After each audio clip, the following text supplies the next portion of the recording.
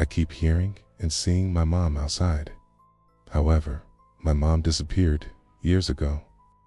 For a little bit of context, I grew up in a really small town on the border of Alabama and Tennessee. It is one of those small towns where everybody knew everyone, and if anything happened, the whole town knew about it within a few hours. I went to a small school.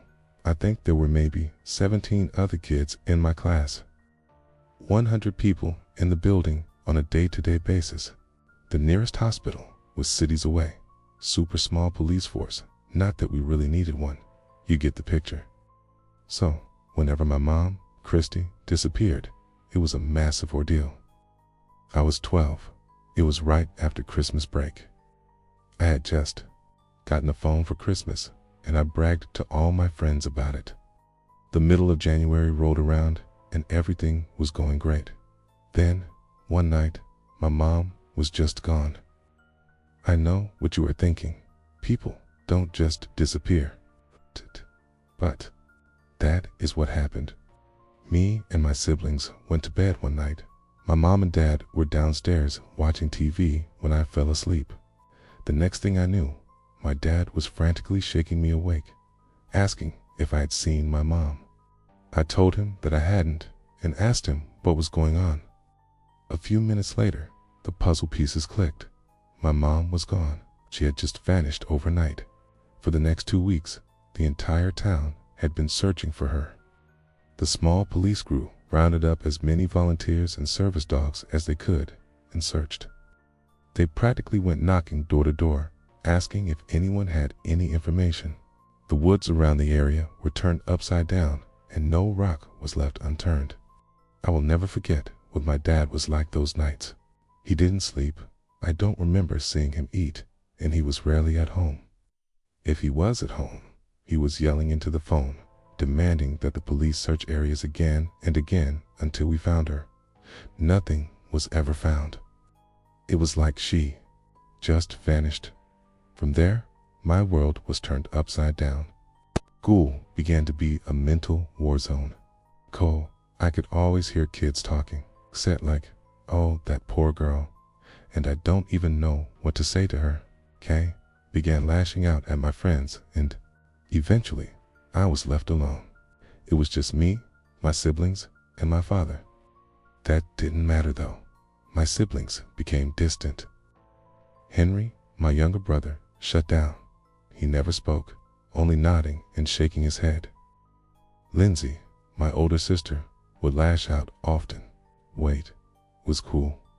Rare that she wasn't yelling, and if she wasn't yelling, then she was sobbing. The worst of it was my dad. He loved my mom more than life itself. He would have laid down his own life or killed someone for her. Nonetheless, he did his best for us. He was there when we needed to cry, let us yell at him, and he even got Henry a notepad to write on, since Henry wouldn't speak. I honestly don't know how he put on such a strong face in front of his children. He was suffering so much. A few months later, we moved. My dad couldn't afford the large house we loved, so we downsized. We moved up north a little, now in eastern TN. I started a new school and didn't make any new friends. I didn't want to make new friends.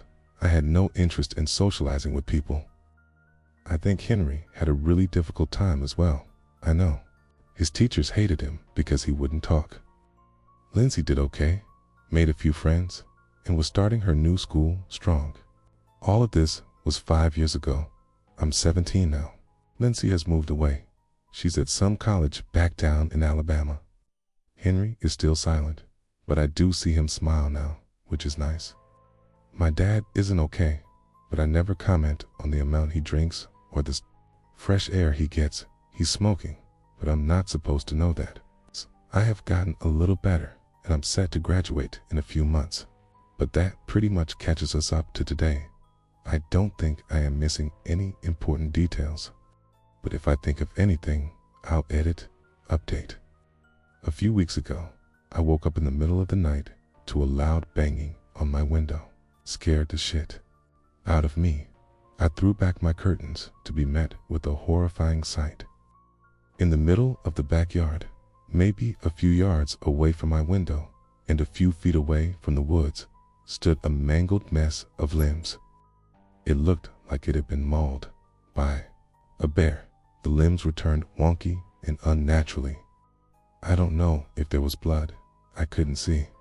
I sprinted out of my room and down the hall, nearly breaking down my dad's door. "Dad," I panted, trying to catch my breath. "There's something outside. Get your fucking gun." He was wide awake at this point, looking at me with a concerned look. "What are you talking about, sweetie?" "There is something outside." Okay, hold on." He rose from his bed and walked into the hallway. I begged him to grab his gun as he made his way down to my room. When he entered my room, the curtains were still drawn back. He peered outside, a confused look on his face. "Sweetie, there's nothing out there," he explained, motioning for me to look. There was. I swear to you. I pressed my face against the glass, desperately trying to find some sign that that thing was there. "Go back to bed, Emma." He was stern, leaving no room for argument. He walked off, clearly upset that I had woken him up and made him come into my room. After that, there was a dramatic shift in my life. It started small, waking up in the middle of the night, 2 taps on my window. I felt like I was being watched everywhere I went, so paranoid. Slowly got worse. The tapping turned into banging, and I could feel eyes glaring at me, even when I was positive I was alone. But the other night, things went sideways. I hadn't heard banging the past few nights, and I hoped the torment was over. Tuesday night, I woke up to a small tap on my window. I rolled over, refusing to acknowledge the noise. A few minutes later, another tap rang out through the room. I kinda squeezed my eyes shut, hoping that if I ignored it, then whatever it was would go away. It kept up like that. Every few minutes, a tap would disrupt the silence in my room. Then I heard my mother's voice. It was soft, a whisper. I shot up in bed, jumping out of the bed and rushing toward the window. It had been years since I heard that voice, but I knew it. I knew that it was my mother's, slamming against the window. My eyes scanned the darkness. There was nothing. Nobody was out there. My mind was spinning. I knew what I had heard. Didn't sleep that night. Now and then, a soft humming could be heard outside my window. It's been like this for a few days now. This brings me to this morning. I didn't go to school today. I decided to just skip. I told my dad what I had heard, which pissed him off beyond belief. Something back, a sick joke, and how we would talk when he got home. I don't know what to do. I know it was my mother. I know it. I know her voice. If anybody has any information or advice, please, I'm desperate. I don't know what to do.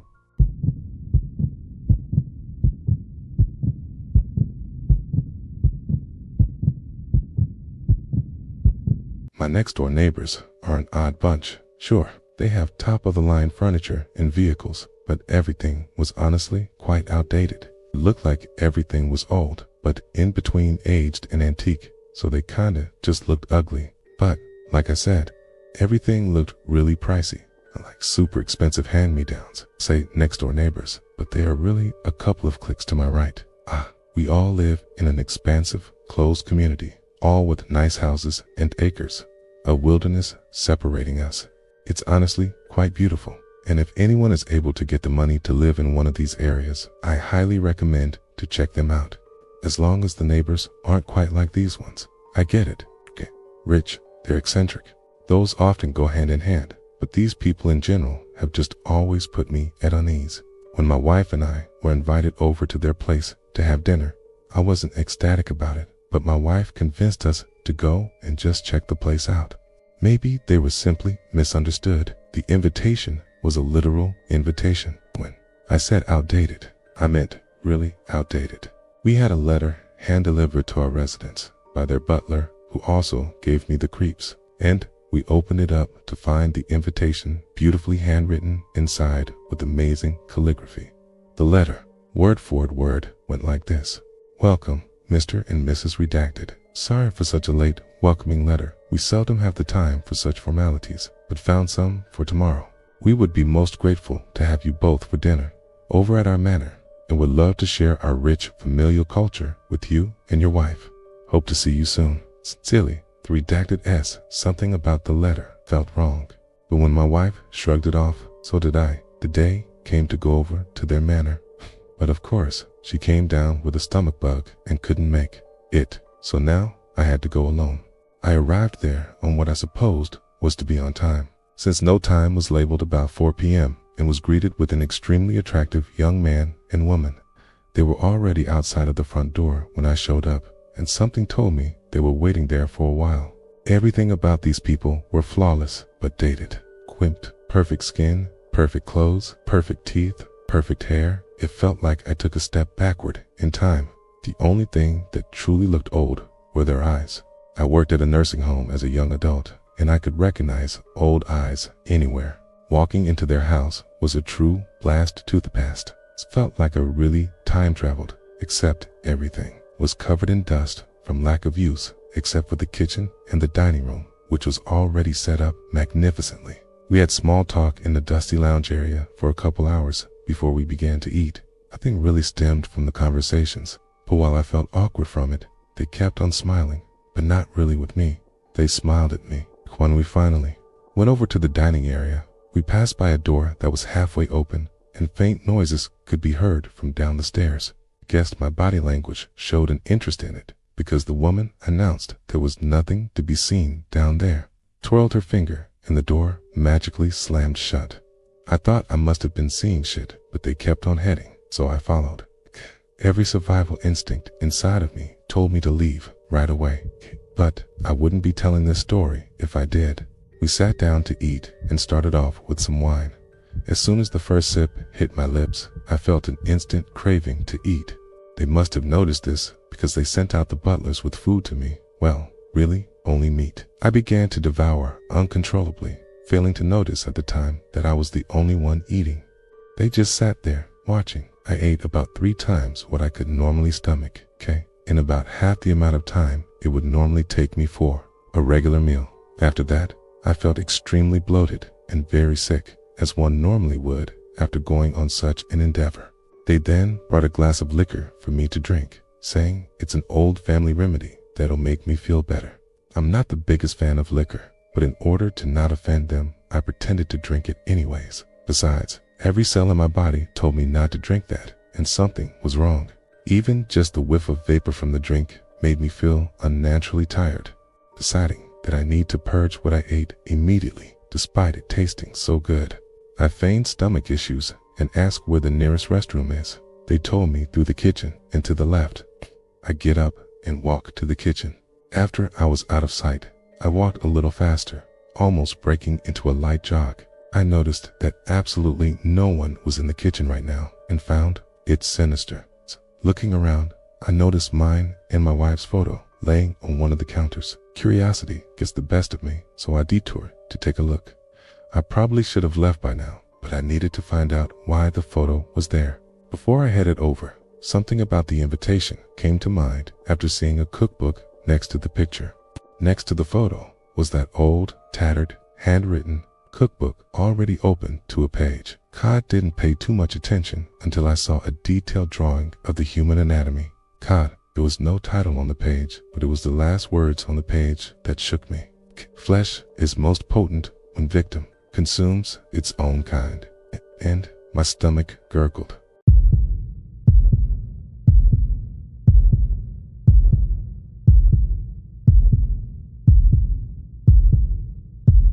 The last few winters had been pretty mild, all things considered. I grew up with parents who lived through the blizzard of '78 and talked about it any chance they got. My dad was a little bit of a prepper. We always had a generator, kerosene, heater, and shelves full of canned food in case of an emergency. My parents relocated to a warmer area 2 years ago. They seemed to enjoy the mild weather and beaches. They only visited my siblings and I in the Midwest during the summer. We were, of course, free to visit them anytime. Like most of my family, I really didn't mind the winter. I wasn't particularly sensitive to cold and enjoyed the way the world slowed down, at least after the holidays. My phone rang, waking me up from a dead sleep. I rubbed my eyes, annoyed that anyone was calling. At Biden sharp on a Sunday. "Hey Dad," I answered. "Hey son, how are you?" I yawned. "Pretty tired. Is everything okay?" I asked. Of course, I was hoping this call was nothing serious, but at the same time, I wasn't very happy about getting woke up so early. "Dad," must have sensed the slight annoyance in my voice. "Sorry to call so early, but I wanted to give you a heads up about the cold weather coming up." I was confused. Winter weather was typical in the Midwest. Obviously, some years were worse than others, but it wasn't like some of the southern states where the world shuts down for an inch of snow.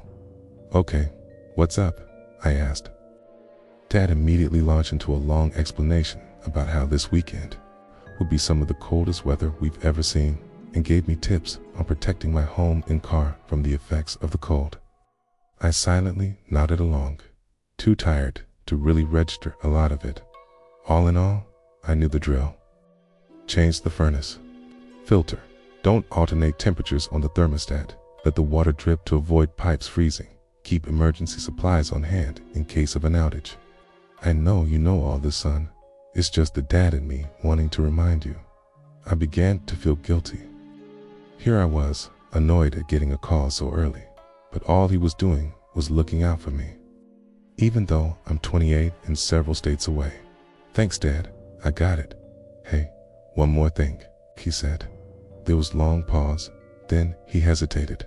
"The world gets a little, well, let's just say, things can get a little different when the weather gets like this, especially for days at a time. Double that if the power goes out. You can't be too careful." This felt ominous, but I assumed he was talking about crimes like looting and break-ins. I assured him I could handle it, then promptly got off the phone to get some more sleep. Later that evening, I remembered what my dad had told me. Okay, the weather alerts were already showing up on my phone. If anything, the forecast was only getting worse. Snow and ice were predicted on top of the extreme cold. I made a trip to the local farm supply store and picked up an extra flashlight and some more canned food. I was trying to avoid the grocery store at all costs, as it was usually mobbed, right before any kind of winter storm. Before heading to bed, I made sure to let the taps drip, changed the furnace filter, and charged my extra power banks. My boss called and let me know not to come in tomorrow. I was pleasantly surprised. His work hadn't been canceled for weather since I'd worked there. I put on a movie and drifted off to sleep. The next morning, I woke up to my alarm. Of course, I hadn't remembered to turn it off. I grumbled and shut it off. The house felt chilly. I got up to turn up the heat when I realized the lights were all off. Power was out already. I looked outside. Snow blanketed the yard and my car and continued to fall. I opened the curtains to let in the natural light and located my kerosene heater. I figured I would wait a while to start it to conserve fuel. I had a pretty decent day. I stayed off my phone as much as possible to save the remaining battery. I did check in with a few friends and family who luckily were all okay. Everyone in the village was without power and no one knew when it was coming back on. Spent most of the day cleaning and reading. I decided to head to bed early. I needed to save the candles and there wasn't much to do anyway. My dog, Arlo, started barking. He was still a puppy and was always on edge during bad weather, so I didn't think too much of it. But just as I was heading to bed, I heard a faint knock at the front door. I know, it was so light that if I hadn't happened to be standing a few feet away, I wouldn't have heard it. I froze. By this point, Arlo had retreated to the bedroom, teeted, opening the door. I lived out of town, and although I had neighbors, they were pretty far away, definitely out of earshot. But I knew if I was stranded or broke down in this weather, I would want someone to help me. So I took a deep breath and opened the door. A woman who looked roughly my age stood there in a black coat and jeans covered in snow. Her lips were almost blue from the cold. She stammered something about being lost. I glanced around and didn't see a car or anyone else. I hesitantly invited her in. I was normally smarter than this. I knew better than to let strangers into my home, especially after dark. But this felt like a life or death situation. Key, and handed her a quilt as she sat on the couch. Okay. I tried to figure out where she was going, but her answers were vague and non-committal. She barely said anything at all. From what I could gather, she didn't have a phone or a car and was headed home, but didn't seem to know where home was. Is there someone you can call? I asked. She nodded. I unlocked my phone and handed it to her. She slowly typed in a number, then waited, then closed the phone and handed it to me. No service, she said. I nodded. Last I had checked, I was still able to use my phone and data, but maybe now it was out due to the weather. I heard Arlo's low growl from the bedroom. Tried to call him over to calm him, but he wouldn't budge. What's your name? Asked. She provided it. I offered her water and a granola bar, and she accepted. I brought her the snack and drink and told her I'd be right back. Once I was out of sight, I Googled her name out of curiosity. No social media or criminal records appeared, but something else did. She was listed as a missing person a few counties over. She'd been missing for almost a year. I tried calling my brother, but the call wouldn't go through. I tried calling the police too, but that call didn't go through either. Checked my call history to see what number she dialed. It appeared to be a bunch of digits, probably at least 15, in what looked like random order with no area code. Frustrated, I put my phone back in my pocket and returned to the living room. The strange woman was gone. The front door was wide open, and snow and cold blew into the foyer. Damn it, I exclaimed, shivering. I looked outside, and there was no trace of her. Oddly enough, not even footprints. I stepped outside and called out to her with no response. I shut the door and deadbolted it. I paced for a few minutes, trying to figure out what to do. If I didn't look for her, she could freeze to death. She was obviously disoriented and likely in danger. Frustrated at the prospect of having to go back outside, I put my boots and coat on. My car was covered in a thick layer of snow and ice. I could barely get the door open. It wouldn't start. I cursed and sat my head on the steering wheel. I checked again for phone reception, but still had none. I walked up and down the street, calling out for her. The walk was a cold hell. The icy breeze burnt my eyes and throat. My hands and feet were going numb despite wearing gloves and winter boots. I decided to head home. There was no point in getting frostbite to find someone who didn't want to be found. But I couldn't let go of the sick feeling that I could be the only thing standing between her and hypothermia. As I trudged home, darker thoughts clouded my mind. What if Blaine was kidnapped and the perpetrators were using her to lure in new victims to be robbed or worse? I tried to push this out of my mind. I put on my warmest thermals and pajamas. Once I got home, Arlo was still on edge, so I petted him until he drifted off to sleep. My journey to sleep wasn't as easy. Every time I started to drift off, I immediately pictured the woman, lost in the woods, shivering and crying. Finally, I fell into a more restful, dreamless sleep. My eyes shot open to the shrill sound of Arlo's bark. It was almost 2 a.m. I shushed him, but he wouldn't stop. I listened. In between barks, I heard a scratching noise. The sound was coming from my bedroom window. Probably some kind of animal, I reasoned. Still half asleep and not using my best judgment, I peered through the blinds. At first, I couldn't see anything in the darkness, but just as I was about to go back to bed, I noticed movement.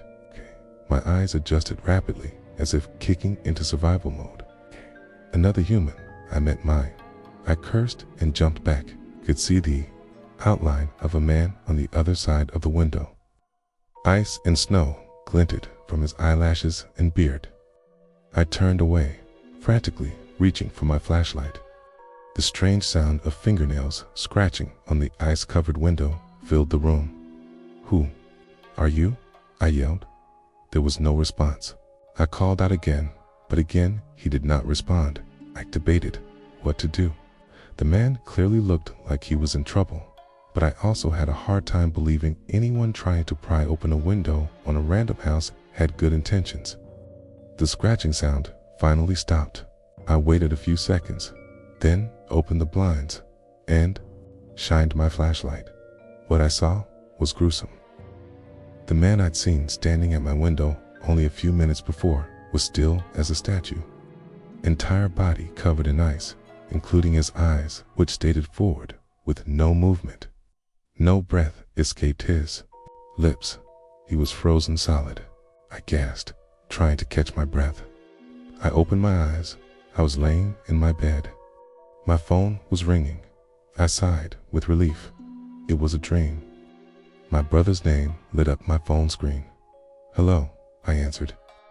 The reception was very choppy, and I could only hear every other word. I was able to gather that he and his family were trying to drive to my house, but broke down. I immediately sat up and stumbled around my room, looking for my clothes. Barely able to hear anything over the static, I frantically tried to get their location.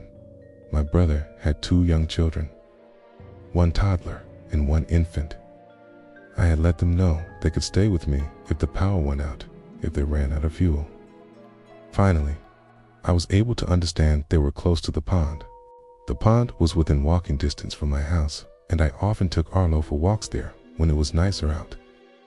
I ended the call and donned my winter gear once more.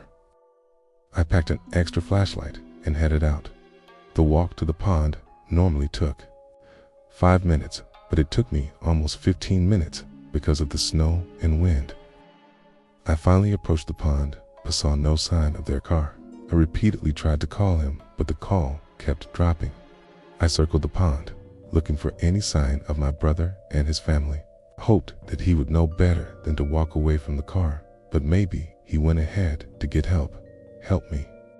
I heard a soft voice. It sounded like a child, but it wasn't either of my nephews. I paused. "Help me." I heard it again. The tone of voice didn't seem to match the urgency of being stranded in this freezing hellscape. Teal's monotone, devoid of emotion or urgency. I continued around the pond when I hit a patch of ice. I slipped and fell, landing only a few inches from the pond. I knew getting water anywhere on my body right now could lead to hypothermia. I slowly pulled myself up, trying not to slip again, but then I felt something around my ankle. I turned around to see a pale face of what looked like a young boy poking out of the water. Ice and snow covered his face and hair. Despite being in freezing water, he didn't shiver, and his movements were slow and deliberate. His eyes were pitch black, and his face was so unnaturally pale that the snow and moonlight seemed to reflect off of it. He pulled my ankle, trying to pull me into the freezing water. I frantically kicked and dug my gloved fingers into the snow, pulling away. Finally, I broke free. I heard frantic movement in the water, but couldn't bring myself to turn and see if he was following me. I frantically ran home.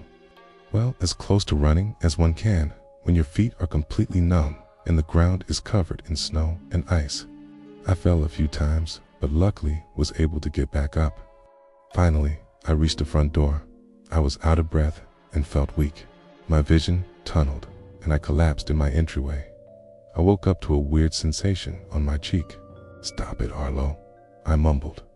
As I opened my eyes, sure enough, Arlo was licking my face. I glanced over to see my brother, as well as his family, sitting in my living room.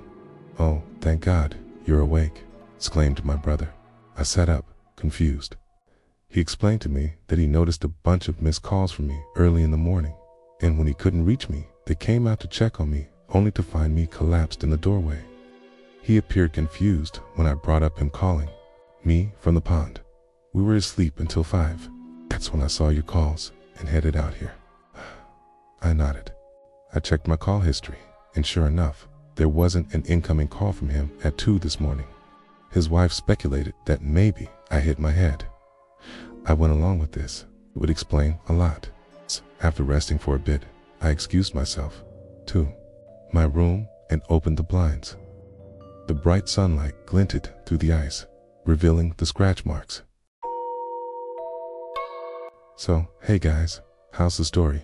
If liked it, please like this video and subscribe my channel. Bye.